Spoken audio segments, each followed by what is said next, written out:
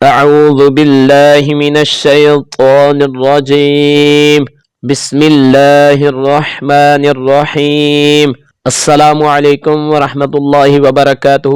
تمام ناظرین و سامعین، طلبہ اور طالبات کو قاری غلام اویس وٹو کی طرف سے یوٹیوب چینل اویس قرآن اکیڈمی میں خوش آمدید کہتے ہیں۔ جو اب نئے ہیں ان سے گزارش ہے کہ آج کا جو ٹاپک ہے اس کو تجوید و قرات کے اصولوں کے مطابق عام فہم انداز میں سیکھنے کے لیے ویڈیو کو آخر تک ضرور دیکھیے گا تاکہ آج کا ٹاپک آپ کو سمجھ آ سکے۔ تو آج کا جو ہمارا ٹاپک ہے لیسن نمبر 25 پارٹ نمبر 14 اور لائن نمبر 14، اس کو آج ہم اقرا قاعدے سے پریپ کلاس کا جو سبق ہے اس میں ہم سیکھیں گے۔ تختی نمبر 2 مرکبات کو پڑھنا سیکھنے والے ہیں۔ اس کو سیکھنے سے پہلے میں بنیادی آپ کو انفارمیشن بتا دوں تاکہ آج کا جو ٹاپک ہے وہ آپ کو اچھے طریقے سے سمجھ آ سکے۔ سب سے پہلے بچوں آپ نے یہ دیکھنا ہے اس کی بنیادی جو انفارمیشن ہے اس کو سمجھنے کے لیے کہ مفرد کیا ہوتا ہے، اس کے بعد مفردات، پھر مرکب اور پھر مرکبات، تاکہ آج کا جو ٹاپک ہے سابقہ ویڈیوز کی طرح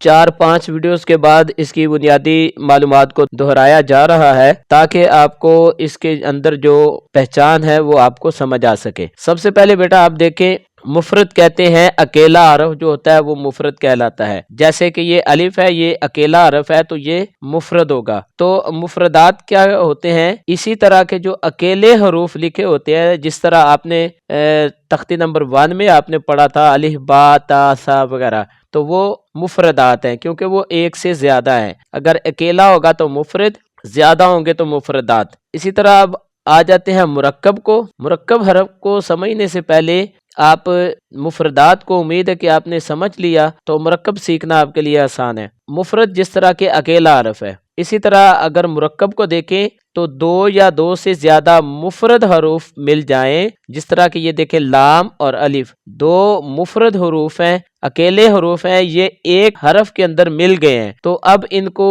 مرکب کہیں گے۔ اس کو جملے کی صورت میں اگر بات کریں تو 2 یا 2 سے زیادہ مفرد حروف اکٹھے مل جائیں تو ایک مرکب ہو جاتا ہے، ٹھیک ہے جی۔ یا 2 یا 2 سے زیادہ مفرد حروف کا مجموعہ، یعنی کہ 2 حروف مفرد جمع ہو گئے ہیں اس لیے ان کو مجموعہ کہتے ہیں۔ 2 یا 2 سے زیادہ مفرد حروف کا مجموعہ مرکب کہلاتا ہے۔ اور اب مرکبات کو سمجھنا آسان ہے۔ اگر اسی طرح کے مرکب حروف زیادہ ہو جائیں یا 2 یا 2 سے زیادہ مرکب حروف کے ملنے سے مرکبات بنتے ہیں، یا مرکب حروف کا مجموعہ مرکبات کہلاتا ہے، یا مرکب کی جمع کو مرکبات کہتے ہیں۔ تو یہ اس کی بنیادی انفارمیشن ہے۔ اب اس کو پڑھنا کیسے ہے؟ پڑھنا اس کو حروف مفردات کی طرح الگ الگ پڑھیں گے۔ جس طرح آپ نے الف با تا سا کو الگ الگ پڑھا تھا، اسی طرح ہم ان کو بھی مرکب حروف کو بھی ہم الگ الگ پڑھیں گے۔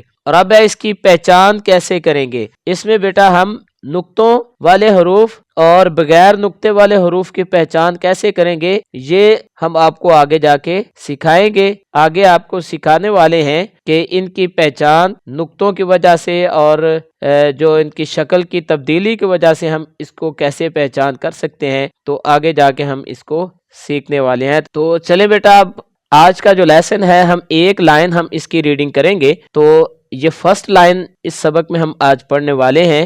یہاں پر مفرد حروف 4 لکھے ہوئے ہیں، اکیلے اکیلے حروف، یہ دیکھیں 3 یہ ہے اور 1 یہ ہے، اور یہ مرکب ہے کیونکہ 2 حروف ملے ہوئے ہیں، یہ بھی مرکب ہے کیونکہ 2 حروف ملے ہوئے ہیں۔ تو اب یہاں پر ہم پہچان کرنے والے ہیں زال اور زا اور را، اور ان کا فرق بھی ہم سیکھیں گے۔ یہاں پہ جیم، خا اور زال کا 3 حروف یہاں پر سمجھائے گئے ہیں تاکہ ہم ان کو اچھے طریقے سے سیکھ کر پڑھ سکیں۔ تو سب سے پہلا حرف ہے ہمارے پاس زال، یہ اکیلا حرف ہے۔ اس کی پہچان یہ ہے کہ ایک ہوتا ہے دال اور ایک ہوتا ہے زال، ٹھیک ہے۔ دال کے اوپر نقطہ نہیں ہوتا جبکہ زال کے اوپر نقطہ آتا ہے۔ جس طرح کہ یہ دیکھ لیں، یہ دال ہے، جب اکیلا حرف لکھا جائے گا تو یہ اس طرح کی شکل میں دال لکھا جائے گا تو اس کے اوپر ڈاٹ نہیں ہوگا، نقطہ نہیں ہوگا۔ جب ملا کر لکھیں گے تو دال اس صورت میں آ جائے گا، ٹھیک ہے۔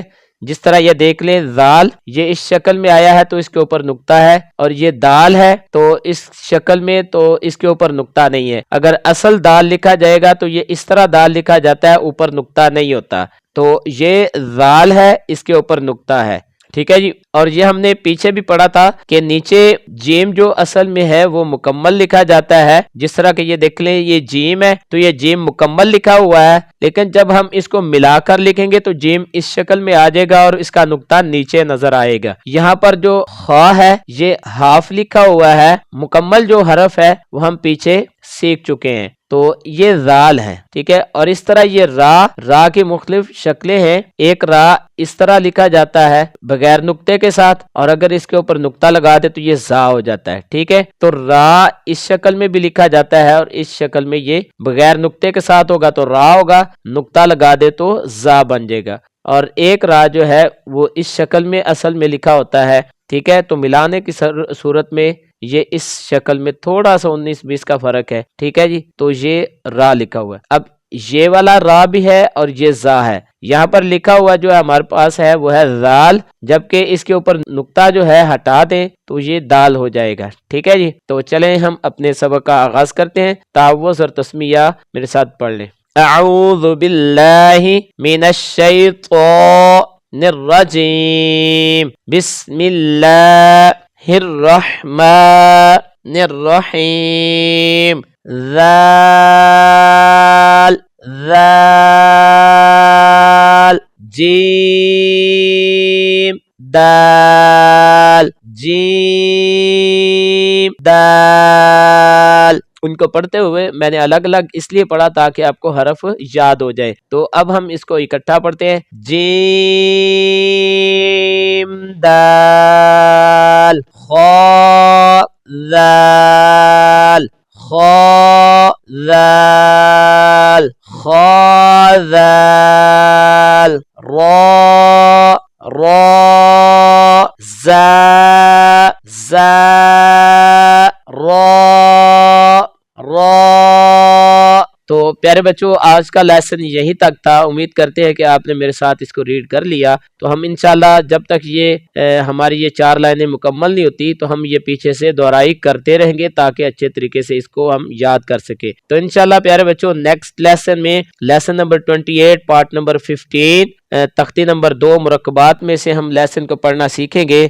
جو احباب نئے ہیں ان سے گزارش ہے کہ وہ ہمارا یوٹیوب چینل اویس قرآن اکیڈمی اس کو سبسکرائب بھی کریں، لائک بھی کریں، شیئر بھی کریں اور کومنٹس بھی کریں. اور اگر کسی قسم کا کوئی مسئلہ ہو تو سکرین کے اوپر یہ واٹس ایپ نمبر چل رہا ہے، اس کے ذریعے آپ ہم سے کانٹیکٹ بھی کر سکتے ہیں. اگر کوئی پوچھنا ہو تو آپ ڈائریکٹ آپ واٹس ایپ پہ بھی آپ کانٹیکٹ کر کے پوچھ سکتے ہیں. اگلی ویڈیو تک کے لیے ہمیں اجازت دیں. تب تک کے لیے السلام علیکم ورحمۃ اللہ وبرکاتہ.